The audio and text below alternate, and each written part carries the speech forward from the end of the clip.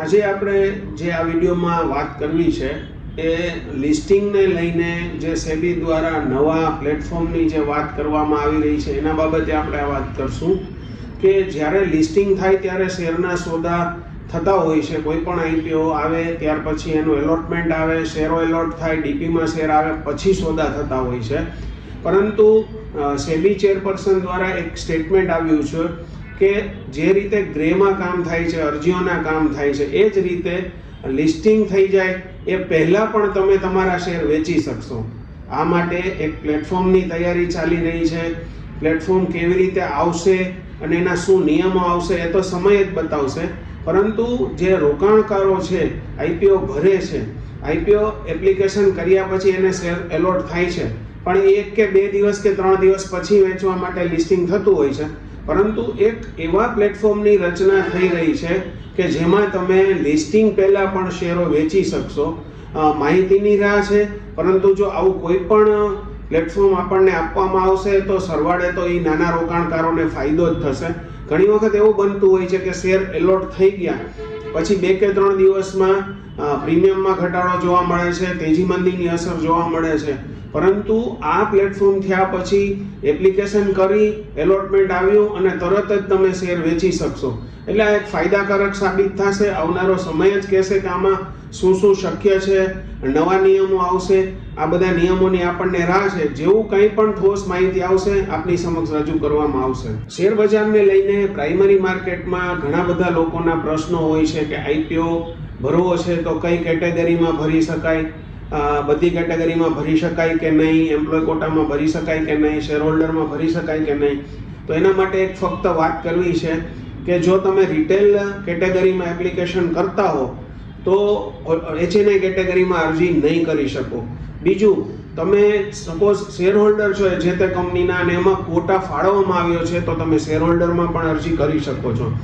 એક PAN number ઉપર share હોલ્ડર્સમાં, employ કેટેગરીમાં જો છૂટ હોય તો એમ્પ્લોય કેટેગરીમાં અને રિટેલમાં એમ 3 અરજી કરી શકો છો.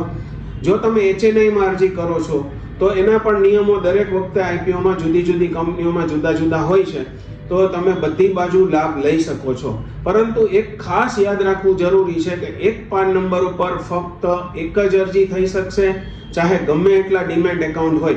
હા, જ્યારે શેર હોલ્ડર એમ્પ્લોય કોટા ફાળવવામાં આવ્યો હોય ત્યારે તમે એમાં અરજી કરી શકો છો. બાકી એક પાન નંબર ઉપર એક જ અરજી થશે, એક જ ડીમેટથી થશે.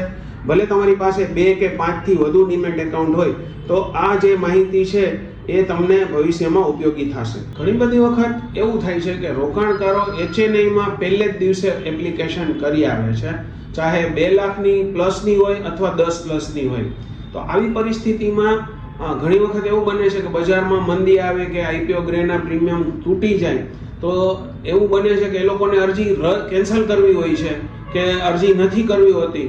તો એવી પરિસ્થિતિમાં એક બીજો ઓપ્શન એ પણ છે કે તમે HNI કેટેગરીમાં અરજી કરી દીધી પછી કોઈ પણ બીજી રીતે એટલે કે નેટ બેન્કિંગથી કરી હોય તો મેન્ડેટ દ્વારા 15,000 વાળી એટલે કે રિટેલ કોટામાં અરજી કરશો તો 2 કોટામાં અરજી થતાં તમારી અરજી ઓટોમેટિકલી રિજેક્ટ થઈ જશે. એટલે તમે ક્યારેય પણ એવું ઈચ્છો કે મેં HNIમાં અરજી કરી નાખી 10 લાખ વાળીને, હવે મારે આ અરજી વિડ્રો કરવી છે તો થઈ શકતી નથી, HNIમાં નથી થઈ શકતી.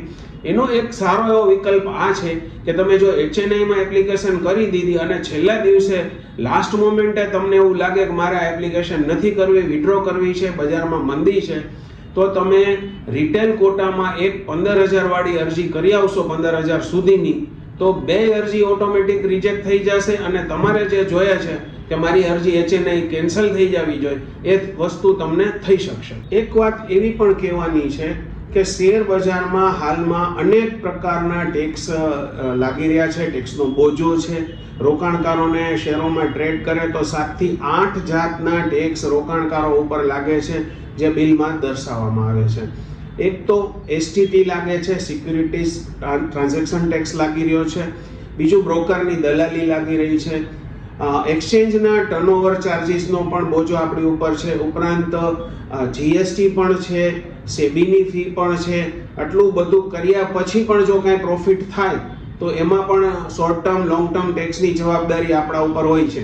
એટલે ઘણા બધી સંસ્થાઓ તરફથી આપણને એવી માંગ જોવા મળી રહી છે છેલ્લા ઘણા દિવસોથી કે આવનારા બજેટમાં આ બજાર ઉપર ટેક્સ ઘટાડવામાં આવે, ટેક્સનો બોજો ઘટાડવામાં આવે, કારણ કે આટલા બધા ટેક્સ ભર્યા પછીની કમાણી ઉપર પણ તમારે ટેક્સ ભરવાનો છે, અને એ ટેક્સ ભર્યા પછી પણ જો તમે કોઈ પણ વસ્તુ લેશો તો એના ઉપર પણ તમારે જીએસટી ભરવાનો છે, ટેક્સ ભરવાનો છે. એટલે એક માંગ એવી ઊભી થઈ છે બજારમાં બ્રોકરો, રોકાણકારો અને ઇન્ડસ્ટ્રીયાલિસ્ટ ઉપરથી કે આ જે છે ટેક્સ એને ઘટાડવામાં આવે. કંપનીઓ તરફથી પણ અવારનવાર રજૂઆત થઈ છે, જે છેલ્લા ઘણા દિવસોથી નાણામંત્રી તરફથી મિટિંગો ચાલુ છે એમાં પણ રજૂઆત થઈ છે. તાજેતરમાં જ કંપનીઓને બાયબેક ઉપર પણ ટેક્સનો બોજો નાખવામાં આવ્યો છે. એટલે કે ઘણી પ્રકારના ટેક્સ શેર બજારમાં જોવા મળી રહ્યા છે, અને એ ઘટવા જોઈએ એવી પણ એક માંગ શેર બજારના બ્રોકરો અને રોકાણકારો તરફથી આપણને જોવા મળી રહી છે. જો તમને આ વિડીયો ગમ્યો હોય તો લાઈક કરજો, શેર કરજો અને અમારી આ ચેનલને સબસ્ક્રાઇબ કરજો.